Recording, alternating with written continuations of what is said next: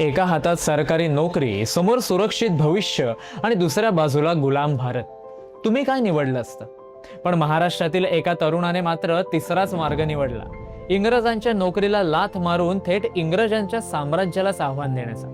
इतकेच नाही तर ब्रिटिश सरकारने त्यांना जिवंत किंवा मृत पकडून देणाऱ्या तब्बल 10,000 रुपयांचे बक्षीस जाहीर केले होते. त्या काळात 10,000 रुपये ही सामान्य माणसाच्या कल्पने पलीकडची रक्कम होती.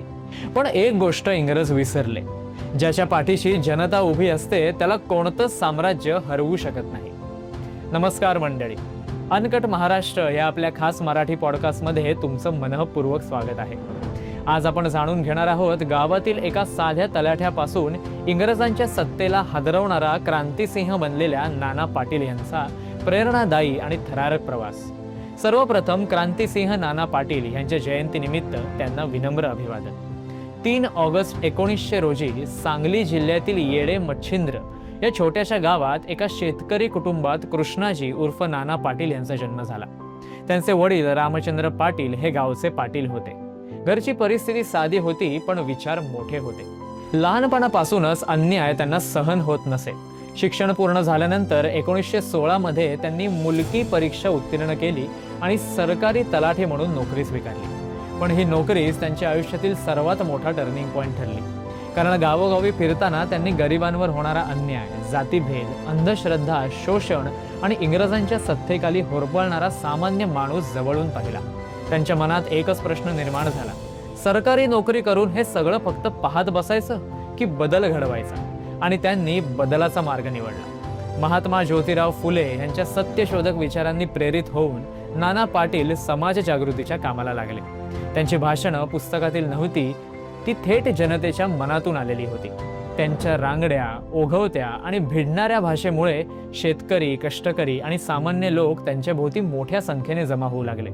त्यांनी अंधश्रद्धा, जातीभेद, हुंडा पद्धती आणि सामाजिक विषमतेविरुद्ध आवाज उठवला आणि समाजात जागृती निर्माण केली. 1930 मध्ये त्यांनी महात्मा गांधींच्या सविनय कायदेभंग आंदोलनात सक्रिय सहभाग घेतला. पुढे ते महाराष्ट्र प्रांतिक काँग्रेस समितीवर निवडून आले. पण त्यांच्या आयुष्यातील सर्वात मोठं पर्व सुरू झालं ते 1942च्या चले जाव आंदोलनानंतर. देशभर अटक सत्र सुरू झालं. अनेक नेत्यांना तुरुंगात टाकण्यात आलं. नाना पाटील मात्र भूमिगत झाले. पण त्यांनी फक्त लपून राहण्याचा निर्णय घेतला नाही. त्यांनी असा निर्णय घेतला जो त्या काळात जवळपास अशक्य मानला जात होता: इंग्रजांच्या राज्यालाच पर्याय उभा करण्याचा. सातारा परिसरात त्यांनी आपल्या सहकाऱ्यांसह प्रति सरकार स्थापन केले. हा फक्त निषेध नव्हता, तर हे होतं जनतेचं स्वतःचं शासन, जिथे इंग्रजांचे आदेश चालत नव्हते तर लोकांचे निर्णय चालत होते. गावोगावी पंचसभा स्थापन करण्यात आल्या. न्यायदान समित्या तयार करण्यात आल्या. गावातील वाद गावातच मिटवले जाऊ लागले. हातभट्टीवर निर्बंध आणले गेले आणि अन्याय करणाऱ्यांना शिक्षा दिली जात होती. इंग्रजांना मदत करणारे आणि जनतेवर अत्याचार करणाऱ्या अधिकाऱ्यांवर कठोर कारवाई केली जात असे. या कठोर कारवायांमुळे आणि जनतेत निर्माण झालेल्या प्रभावामुळे हे प्रतिसरकार पुढे पत्री सरकार या नावाने संपूर्ण देशभर प्रसिद्ध झाले. आजही भारताच्या स्वातंत्र्य लढ्यातील हा सर्वात यशस्वी लोकशाही प्रयोग मानला जातो. परंतु नाना पाटलांचा संघर्ष केवळ इंग्रजांविरोधात नव्हता. त्यांचं स्वप्न होतं स्वाभिमानी, स्वयंपूर्ण आणि न्याय्य भारत. त्यांच्या मते खरं स्वातंत्र्य म्हणजे फक्त परकीय सत्ता हलवून देणं नव्हे, तर शेवटच्या माणसालाही न्याय आणि सन्मान मिळणं. आणि म्हणूनच त्यांनी ग्रामराज्याची संकल्पना प्रत्यक्षात आणली. गावाचा कारभार गावकऱ्यांनीच चालवायचा, लोकांनीच न्याय द्यायचा आणि प्रत्येक गाव स्वयंपूर्ण बनवायचं. आज आपण ज्या स्थानिक स्वराज्याच्या संकल्पनेबद्दल बोलतो त्याची बीज त्या काळात नाना पाटील पेरत होते. नाना पाटलांच्या वाढत्या प्रभावामुळे ब्रिटिश सरकार हादरलं होतं.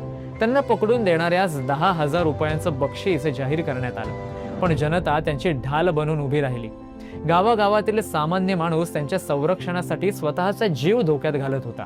आणि म्हणूनच इंग्रजांच्या लाख प्रयत्नांनंतरही त्यांना नाना पाटील यांना पकडता आलं नाही. 1946 मध्ये त्यांच्यावरील अटक वॉरंट मागे घेण्यात आलं. भारत स्वतंत्र झाला, पण नाना पाटील यांचा संघर्ष संपला नाही. त्यांनी शेतकरी, कामगार आणि वंचितांच्या हक्कांसाठी आयुष्यभर काम सुरूच ठेवलं. स्वातंत्र्यानंतर त्यांनी काँग्रेस पक्ष सोडून शेतकरी कामगार पक्षात प्रवेश केला. पुढे भारतीय कम्युनिस्ट पक्षातही ते जोडले गेले. 1957 मध्ये ते लोकसभेवर निवडून आले आणि संसदेतही सामान्य जनतेचा आवाज बुलंद ठेवला. 6 डिसेंबर 1976 रोजी या महान क्रांतिकारकाचं निधन झालं. पण आजही जेव्हा लोकशाही, ग्रामस्वराज्य, सामाजिक न्याय आणि जनतेच्या सत्तेची चर्चा होते, तेव्हा क्रांतिसिंह नाना पाटील यांचं नाव अभिमानाने घेतलं जातं. गावातील एक साधा तलाठी ते इंग्रजांच्या सत्तेला हादरवणारा क्रांतिसिंह हा प्रवास फक्त एका व्यक्तीचा नव्हता, तर तो होता जनतेच्या शक्तीवर असलेला अढळ विश्वासाचा. तर मंडळी, आजच्या पुरतं एवढंच. आम्हाला आशा आहे की तुम्हाला आमचा हा पॉडकास्ट अवश्य आवडला असेल. आवडला असल्यास लाईक व शेअर करायला विसरू नका. अजून कोणत्या महान क्रांतिकारकाबद्दल तुम्हाला ऐकायला आवडेल हे कमेंट बॉक्समध्ये नक्की कळवा. पुढील अपडेट जाणून घेण्यासाठी आमच्या चॅनेलला सबस्क्राईब करा व बेल आयकॉन प्रेस करायला अजिबात विसरू नका. धन्यवाद.